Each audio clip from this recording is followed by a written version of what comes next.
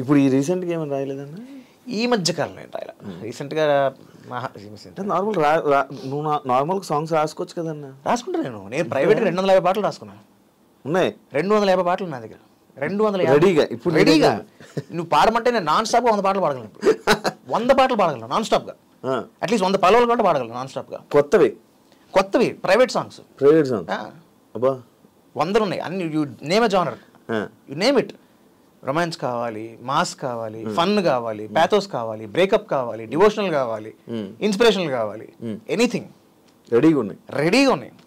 ఎందుకన్నా అవి అన్నీ రాసించో? అవి నన్ను నేను చెక్కునే ప్రాసెస్లో రాసుకున్నాను అవి. అంటే నేను ఎప్పుడైతే పాటలు రాయడం స్టార్ట్ చేశానో ఆబ్వియస్లీ ఎవరైనా స్టార్టింగ్ రాసేటప్పుడు కొంచెం పదాలు చాలా గమ్మత్తుగానే ఉంటాయి. ఇది కాదు, మనం జెన్యున్గా ఒక రెగ్యులర్ రైటర్ లాగా రాయాలి అంటే బాగా ప్రాక్టీస్ చేయాలి అని చెప్పి నేను స్టార్ట్ రైటింగ్ సాంగ్స్. ముందు కవితలు రాసేవాడిని. కవితలు ఒకటి చెప్పడానికి, దానికి ఒక ట్యూన్ కట్టి పాటగా చెప్పడానికి చిన్న డిఫరెన్స్ ఉంటుంది. వినసొంపుగా ఉంటుంది ట్యూన్. ఒక్కసారి ఒక్క ఎగ్జాంపుల్ చెప్పాను. పాట కావాలా? ఎలాంటి పాట కావాలి? కవితగా అదే ఇప్పుడు చెప్పిన ఆ ట్యూన్. పండు వెన్నెలమ్మలోని అందము, నిండు చందమామల అరవిందము, రెండు వెండి మబ్బుల్లాంటి బుగ్గలు, బొండు మల్లెల్లాంటి కన్నెపిల్ల సిగ్గులు, నా గుండెల్లోన పూయించేను ప్రేమ మొగ్గలు. కవిత. పాట పండు వెన్నెలమ్మలోని అందము, నిండు చందమామల అరవిందము, పండు వెన్నెలమ్మలోని అందము, నిండు చందమామల అరవిందము, రెండు వెండి మబ్బుల్లాంటి బుగ్గలు, బొండు మల్లెల్లాంటి కన్నె పిల్ల సిగ్గులు, రెండు వెండి మబ్బుల్లాంటి బుగ్గలు, బొండు మల్లెల్లాంటి కన్నె పిల్ల సిగ్గులు, నా గుండెల్లోన పోయించేను ప్రేమ మొగ్గలు, పండు వెన్నెలమ్మ అమ్మమ్మమ్మ, పండు వెన్నెలమ్మలోని అందము, నిండు చందమామల అరవిందము. యా, ఇది మీ పర్సనల్గా? నా పర్సనల్ పాట ఇది. నువ్వు ఎర్ర రంగు చీరాగట్టి, రంగు రంగుల బ్లౌజు జుట్టి, టింగు రంగమంటూ పోతుంటే, నీ సింగారాలు కావాలంటూ గింగిరాలు తిరుగుకుంటూ వంగి వంగి వస్తా నీ వెంటే, నువ్వు తెల్లని తుళ్ళని అల్లరి పిల్లవి, చల్లని మనసుండే జాబిల్లివి, ఇల్లా నాపై కన్నులు ఎర్రన చెయ్యాలా, నేను పిలచిన పలకవు ఉలకవు కులకవు, వలచిన వలపుల చిలకవు, నాతో తగువ మగువ దిగవ అలకల ఉయ్యాలా, నన్ను మన్నించి వన్నించి లవ్వైనా చూపాల, పండు వెన్నెలమ్మా. ఇన్నున్నాయన్నా. ఈ లిరిక్ అమ్మో అదిరిపోయింది. ఇది సూపర్ అన్న. అంటే మన సీనియర్ ఎన్టీఆర్ గారితో యాక్చువల్లీ ఫీల్ అవుతూ ఉంటా. చాలా ట్రై చేశారా అప్పుడు? అంటే అప్పటికే ఆయన యాక్ట్ చేయట్లా.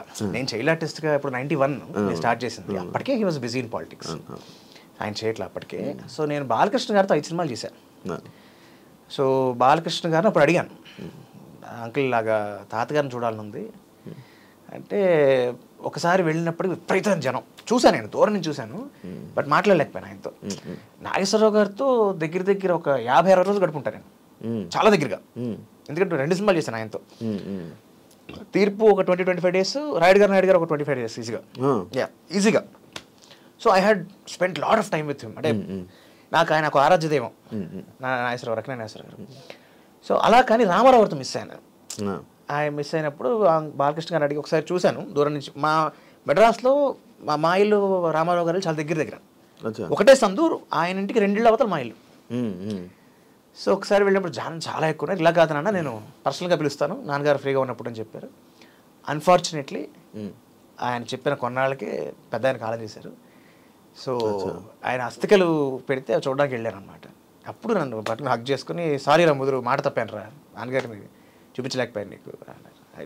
పర్లేదు అంటే. ఇప్పుడు బాలకృష్ణ గారితో రిలేషన్ బాగుందా? అంటే రెగ్యులర్ కలవగానే, బట్ ఎప్పుడు కలిసినా ఈజ్ ఆల్వేస్ ఆన్. మొన్న ఈ రీసెంట్గా అఖండ 2లో కలిసాను షూటింగ్లో. అన్నపూర్ణకి వెళ్తే డబ్బింగ్ చెప్పడానికి వెళ్తే అఖండ 2 అవుతుంది తెలిసింది. సరే ఒకసారి ఆయన పలకరిద్దామని వెళ్ళా. ఆయనలో గొప్ప క్వాలిటీ ఏంటంటే రూట్స్ మర్చిపోరు ఎప్పుడు ఆయన. ఎప్పుడు నేను కలిసిన హీఈస్ ఆల్వేస్ ఫస్ట్ పక్క వాళ్ళకి ఏం పరిచయం చేస్తారు తెలుసా? పక్కనే అభివృద్ధి బాలకృష్ణ పక్కన కూర్చుంటారు కదా, మా మాస్టర్ మనోడు. మా తాతగారికి ఆయన స్టూడెంట్, లిటిల్ ఫ్లవర్ హై స్కూల్లో అనమాట. అదే ఆయనకు గుర్తు. సరే ఎప్పుడు ఒకసారి ఎప్పుడు మా మాస్టర్ మనోడు అని చెప్తూ sir I'm so glad sir, మీకు ఇంకా గుర్తు ఎలా మర్చిపోతావా, మీ ఇంటికి పొద్దున్నే ఎర్లీ మార్నింగ్ సైకిల్ వేసుకొచ్చేవాడిని ట్యూషన్కి నేను పొద్దున్నే. రామారావు గారు అప్పటికి ఆల్వేస్ సూపర్ స్టార్, కానీ బాలకృష్ణ గారు సైకిల్ మీద వచ్చారు, ఆయన కార్లో వచ్చేవారు కాదు, సైకిల్ మీద వచ్చారు బాలకృష్ణ గారు. ఎర్లీ మార్నింగ్ 5 o'clock వచ్చేవారు, వచ్చి ట్యూషన్ ప్లస్ మళ్ళీ స్కూల్ అన్నీ గుర్తు చేసుకొని మాట్లాడతారు ఆయన. ఎంత మర్యాద ఆడ బంగారు కూడా షూటింగ్ అప్పుడైతే అమ్మ ఇలా పరిచయం చేసుకోవడానికి వెళ్ళింది, ఇలాగా ఆయన కూర్చున్నారు, నమస్కారం అండి నేను ఇలాగా మూర్తి గారి కోడలనండి. ఏ మూర్తి గారు అమ్మా? వైవి మూర్తి గారు. టక్కన లేచి వచ్చినాడు, మాస్టర్ కోడలే కూర్చోబడినారా? అయ్యో పర్వాలేదు మీ పెద్దవారు కూర్చోండి, ఊరుకోండమ్మా మా మాస్టర్ కోడలు మీరు కూర్చో. ఆయన కుర్చీ వేయించేవారు కానీ కూర్చోలేదు, కూర్చోలేదు ఆయన. ఎంత మర్యాద ఆయనకి, ఆడవాళ్ళన్నా టీచర్లన్నా. సో అలాగనమాట ఆయన. నాకు మొన్న కూడా ఆయన చెప్తుంటే నాకు రూట్స్ ఎంత బాగా గుర్తుపెట్టినాడు ఆయన. కాదండి మరి సోషల్ మీడియాలో అప్పుడప్పుడు బాలయ్య గారు మరి రోల్స్ వచ్చేది కోపం వస్తుందా? ఎవరికి ఉండదు కోపం, నీకు ఉంటుందా నాకు ఉంటుందా? పెద్ద ఆయన కాబట్టి ఆయన కోపం ఎక్కువసార్లు బయటపడుతుంది, నీది అయితే బయటపడదు. శ్రీదేవి గారితో నటించాలని మంచి మీకు ఉండేదంట? చాలా ఉండేది, ఎప్పుడు కోరిక అంటే కాదు, చాలా కోరిక ఉండేది నాకు. అంటే ఫర్ 2 reasons. ఒకటి, నాకు ఆవిడ చైల్డ్ ఆర్టిస్ట్ సినిమా కూడా చాలా ఇష్టం. సో ఒక చైల్డ్ ఆర్టిస్ట్ హీరోయిన్ అయినా, అలాంటి హీరోయిన్ మళ్ళీ ఒక టైంలో ఇండస్ట్రీలో వెళ్ళిన హీరోయిన్.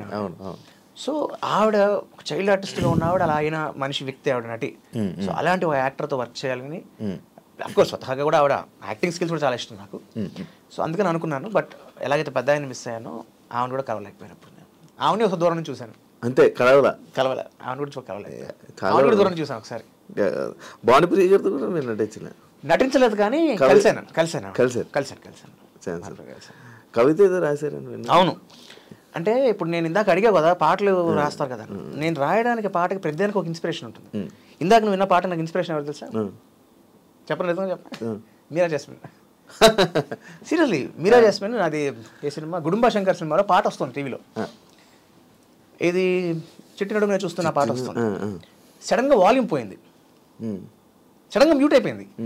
ఏమైంది అర్థం కాల, రిమోట్ కొడుతున్నాను రావట్లా, టీవీ డబ్బా టీవీ, ఇది ఇప్పుడు మాట, ఈ టీవీని కొడుతున్నాను సౌండ్ రావట్లేదు, ఏమైంది ఆఫ్ చేసి ఆన్ చేస్తున్నాను, టీవీలో పాట చేస్తుంది, పాట అయిపోతుంది. సరే ఆమె చూస్తుంటే సౌండ్ లేకపోతే లేకపోతే నేను చూసేద్దాం కాసేపు అని చూస్తూ ఉంటే నాకు ఇన్స్పిరేషన్ వచ్చింది, పాట రాద్దాం ఇవిడి మీద అని. అలాగా దిల్ బి సో మెనీ సందర్భాలు. ఒకసారి బాధలో అనిపిస్తుంది, ఒకసారి ఎవరినో చూసినప్పుడు బాధేసి అనిపిస్తుంది, ఒకసారి ఒక రైలు ప్రయాణంలో అనిపిస్తుంది. సో అలాగా రకరకాల సందర్భాలు, సిచ్యువేషన్ బట్టి, సందర్భాన్ని బట్టి మనం అలా ఇన్స్పైర్ అవుతూ ఉంటాం కదా, అప్పుడు రాయాలనిపిస్తుంది. అలాగా భానుప్రియ గారిని కలవడమే నాకు ఒక మ్యాజికల్ మూమెంట్. నేను మన రామానాయుడు షోలో డబ్బింగ్ చెప్పడం కోసం వెళ్తున్నా. మామూలుగా మన డబ్బింగ్ షోలో బయట లైట్లు ఉంటాయి, బల్బులు ఉంటాయి, టేక్ అవుతుంటే ఆ బల్బ్ ఆన్లో ఉంటుంది. అది ఒక పింక్ కలర్ బల్బ్ జనరల్గా మనకు పెట్టేది, బల్బ్ ఆఫ్లో ఉంది. డబ్బింగ్ పిలిచారు కదా అని యూజువల్గా మనకి మేనేజర్లు లేకపోతే కోఆర్డినేటర్లు ఎవరో ఒకరు ఉంటారు. ఏంటి ఎవరు కనబడట్లేదు ఇక్కడ అని చూస్తున్నాను, నన్ను పిలిచారు ఎవరు కనబడట్లేదు, ఏంటిది సరే లోపల చూద్దాం ఎవరు ఉన్నారేమో, నేను టక్కని ఓపెన్ చేశాను. నాకు తెలియదు అప్పుడు భానుప్రియ గారు డబ్బింగ్ చెప్తున్నారు లోపల, ఆ బల్బ్ పని చేయట్లేదంట, అందుకే టేక్ లైట్ ఆన్ అవ్వలేదు.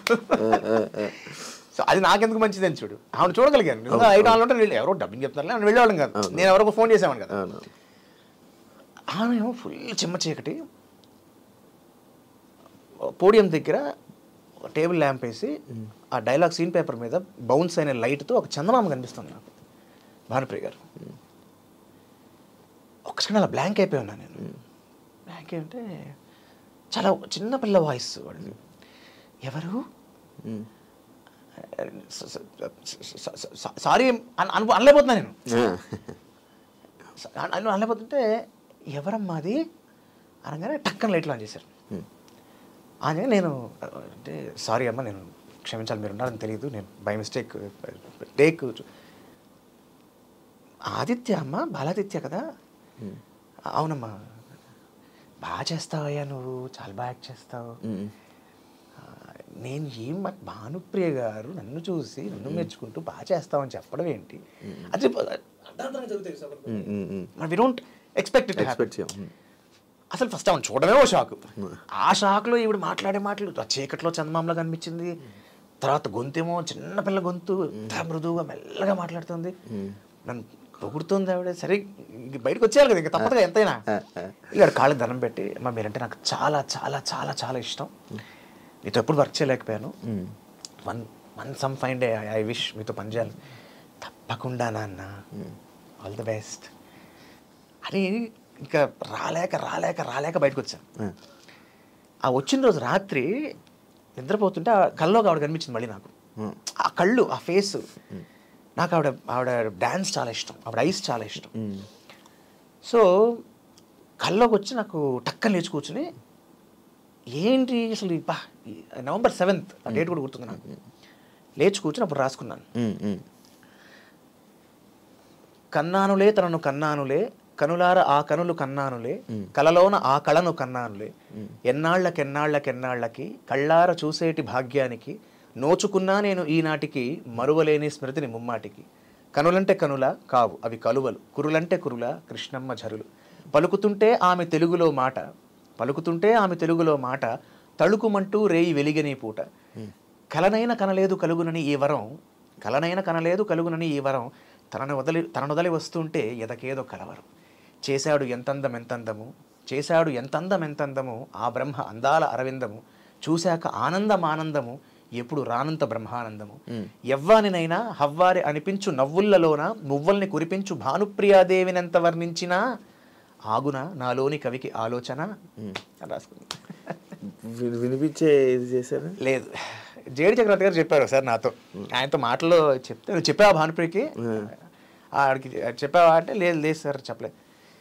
చెప్తావు సార్ వద్దు సార్, నేను లైవ్లో నాకు వద్దు సార్ అంటే, కొంతమంది బాగా ఇష్టం ఉన్నప్పుడు చిన్న భయం ఉంటుంది. అంటే లేదు ఆదిత్య, చాలా సంతోషిస్తుంది ఆవిడ, ఎవరైనా అంతే కదా, హ్యాపీ ఫీల్ అవుతారు కదా అంటే, సార్ లైవ్లో చెప్తాను సార్ ఎప్పుడైనా ఆవిడకి, నేను ఎప్పుడైనా లైవ్లో చెప్తాను సార్ నేను ఇష్టం. హీజ్ అగైన్ వండర్ఫుల్ పర్సన్ అండి జేడి చక్రవర్తి. ఆయన నా నుంచి ఒక మెసేజ్ వెళ్ళడం పాపం, అంటే very rare, very few people అలా మెసేజెస్ రిప్లై వస్తుంది నాకు. Any message, any time, any విషయం, అంటే అదొక న్యూ ఇయర్ విష్ కావచ్చు, లేకపోతే నా సినిమా తాలూకు ఈవెంట్ సంబంధించిన ఇన్విటేషన్ కావచ్చు, ఎనీథింగ్. నా నుంచి ఒక మెసేజ్ వెళ్ళింది అంటే నా పేరుని అడ్రస్ చేస్తూ ఆయన నుంచి ఇంత పెద్ద మెసేజ్ వస్తుంది మళ్ళీ. He loves me so much for, I don't know why, but I have a great respect for him. ఆయన ఒకరు చాలా ఇష్టం నాకు.